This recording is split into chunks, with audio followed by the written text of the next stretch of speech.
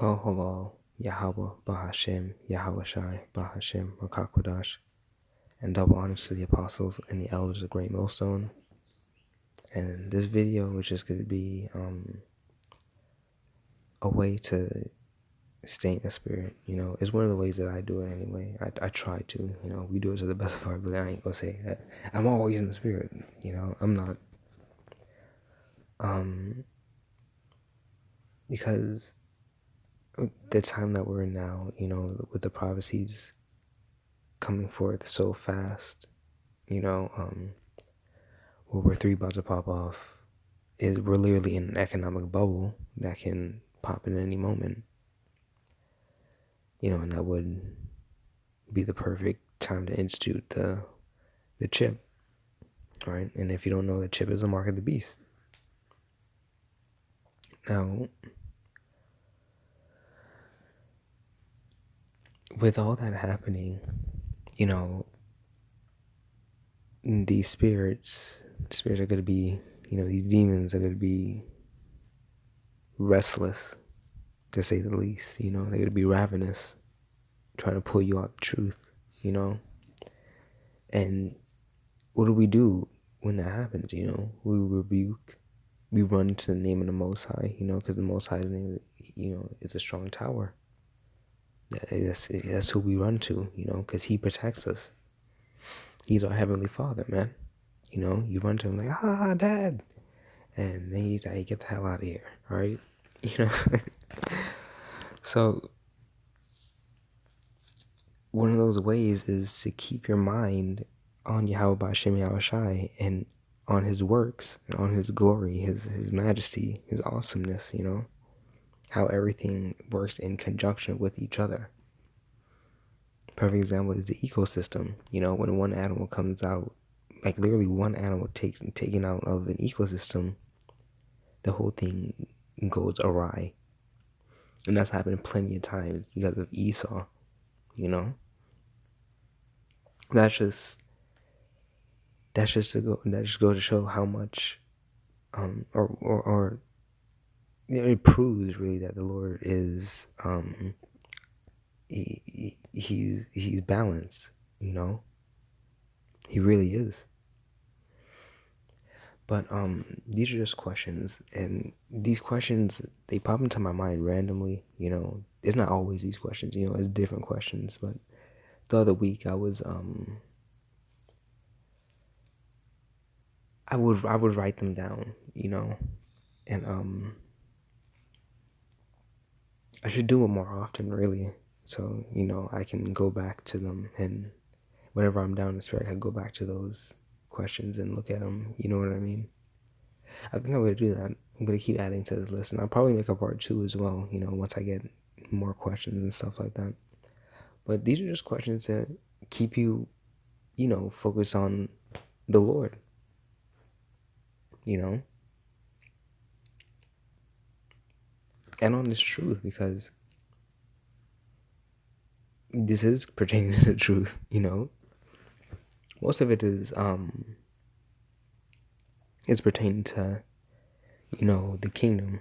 But hey, we gotta stay kingdom minded. That's what we all here for, That's what we're working towards. We want that reward for, sacrificing whatever we're sacrificing for Yahweh B'Shem Yahweh Shai's sake, So, without further ado, first question. Are there already animals on, oh, you know what? I should start with the second one. What are the landscape of those planets going to be like? And I have a precept. I have them all written down already. I was just thinking about what to do with it, right? Now, it's in John, I know that. There we go.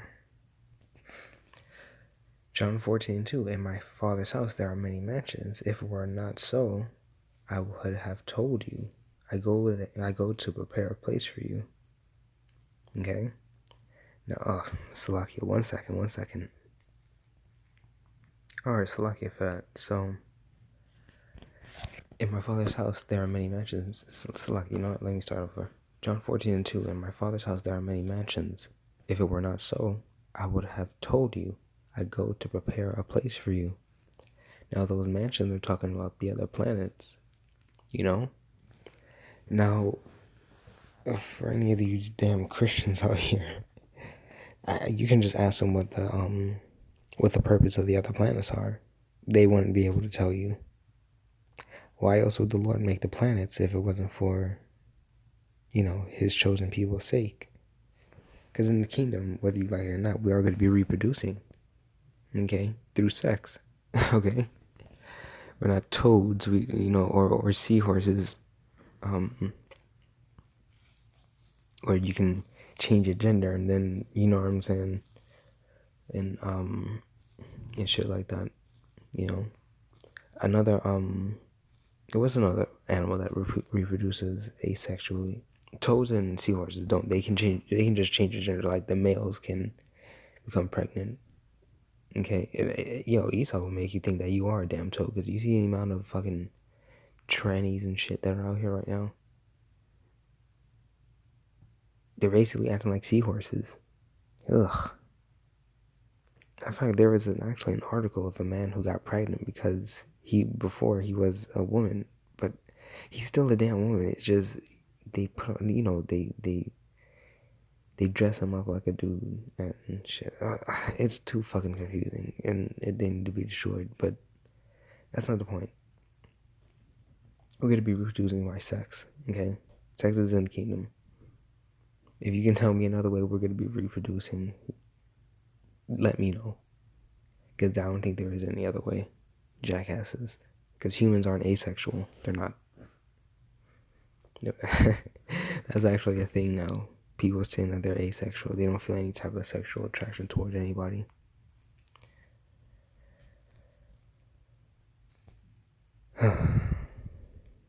Anyway, back to the topic at hand. What are the landscape of those planets going to be like? Because, contrary to popular belief, Esau's never been to the moon or anything like that. What is it going to be like? He's never been to the other planets, nothing like that. They cannot get past the Van Allen belt, so what is it like? It's just something to wrap your brain around. Because for years, we've been told that Mars is this desert planet and shit like that. We don't know. And even thinking all the way to damn Pluto. And then you can... Is Titan one of Neptune's moons? I believe it is. Neptune itself is crazy. And didn't get this right. I think I'm not sure if the science is right on it. I don't know because Esau lies a lot, but there are planets out there that are bigger than Earth. So you can only imagine that, And like I said, Neptune's moon, Titan, we could go to there too because Titan's huge as well. And look, there are even scientists say that there are asteroids out there that are just made of pure diamond. They can't get it now, but we will be able to. That just adds on to our riches. Which is a beautiful thing to think about. Like, damn, that's crazy. But yeah, it's just something to wrap your brain around, Because nobody's ever been to the other planets before, so to think about it, it's a little bit overwhelming, kind of daunting, really, because that's unexplored territory. Nobody's ever been there. Well, for all we know, you know what I mean. Like I know that Esau and no man has ever been there, but the angels might have been there. I don't know. We don't know, and we're gonna find out in the kingdom real soon. Okay. I'm sorry about that. It's just really interesting to me. Now, are there already animals on those other planets? And that's another thing we don't know. Maybe there are, maybe there aren't. I don't know, but it'd be kind of weird to get to a planet like devoid with life. That's just, I don't know. Or maybe we bring animals over there. I don't know. There's gotta be, man. Because we barely, look, man, we don't even know all the animals on Earth. And that's real. There are new animals being found constantly. you know. And there's also a this thing in the ocean called the bloop. It might be Leviathan, I don't know, but it's an unexplained sound. And the sound came from a really far distance, but yet it was so massive, it was so loud, that sound was. And they were saying that whatever made the sound was bigger than a damn blue whale. And if you don't know, the blue whale is the biggest animal on Earth. Okay? The biggest known animal on Earth. Because Leviathan is still out there. I can't, Leviathan is gonna be so bad, bro. He really is. Oh, that's another question. What does Leviathan look like? What does Behemoth look like? We're finally get to see unicorns, because unicorns are in the Bible. If you don't get it right now, I love animals, man. I love animals. I really do. I have a fascination with animals. Ever since I was a kid, I loved animals, man. And just thinking about it, you know what I'm saying? It's crazy. It's crazy to think about. And speaking of animals, the last question on here, I'll just do that right now because it kind of links into it. I'll just get the verse right now because it's going to be kind of hard to explain. So, Isaiah 65, that's what it is. Okay. So, look at this, right? The wolf and the lamb shall feed together, and a lion shall eat straw like the bullock, and dust shall be the serpent's meat. This is Isaiah 65:25. Salakia, I'm sorry. Isaiah 65:25. The wolf and the lamb shall feed together, and a lion shall eat straw like the bullock. And dust shall be the serpent's meat. They shall not hurt nor destroy in all my holy mountain, saith the Lord Yahweh Ba'ashem Yahushai. This is the Lord. This is the Heavenly Father speaking. Okay. Yahweh is His name. Now, you see that the lion shall eat straw like the bullock, and the wolf shall feed. The wolf and the lamb shall feed together. What do lambs eat? Grass. And lions are going to be eating straw. So that's why one of the questions were animal changes. Now I say this because, and here's another one, right?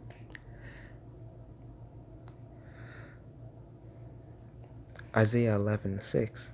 The wolf also shall dwell with the lamb, and the leopard shall lie down with the kid, and the calf, and the young lion, and the fatling together, and the lion, and not the lion, and the little child shall lead them, and the cow and the bear shall feed, their young ones shall lie down together, and a lion shall eat straw like the ox. Now, bears, they already eat berries and stuff, but cows, I don't know if they eat berries or not. I'm pretty sure they can't just eat grass. I know you can give them treats and stuff like that. I don't know. But, cows mainly eat grass. They graze, you know. In fact, you have to keep moving your cows around your area because they'll eat all your damn grass. Really. So, bears eating grass and lions eating straw like an ox. Now, I'm pretty sure all of you have seen a lion. You see its massive teeth. Okay, especially its canines, right? Those two teeth are absolutely massive, and they're there to rip apart flesh. Now, my question is, it's not really for eating straw. I wonder if their teeth are going to change. Like, really. Because, cows, they have those, their molars. They're there to grind down, those fibrous plants and stuff like that, Cows and ox alike. If you even look at camels, you know what I mean? They eat they eat plants, so their teeth are made to grind it down. Those, a lion's teeth are made for grinding. They're made for tearing apart, It's just a question. I want to know, because, You got to think about it, man. The Lord's gonna have to change those animals in order to eat straw. I'm pretty sure that lions can eat vegetables. I'm pretty sure they get fruits and stuff like that if they're in the zoo. But because like my dog, they have canines, but I feed them berries all the time. Not even berries, but like carrots. They eat lettuce. Uh, Both my dogs love tomatoes. They also like red peppers. Now, I don't know, because lions don't usually. I would have to look up like the dietary um pattern of a lion, because we all know a lion's to eat meat. And what I was saying was the Lord would have to change their makeup, kinda. Like, because let's say like this, right? Dogs aren't supposed to be eating human food. If they do, it messes up their stomach. Now, if the Lord were to allow dogs to eat human food, He would have to change their stomach, their makeup, in order to be able to digest that stuff. Because that's really what it is. They're not able to digest it. And especially because our human food has so much shit in there, and so does their dog food. But that'll all be taken care of in the kingdom. But you see what I'm saying? So that's all. That's all I was really getting into. I wanted to know how much they would change. I was thinking about how much they would change and stuff. I think that's a really interesting thing to talk about. And that's only three questions so far. Salakia, 1 second.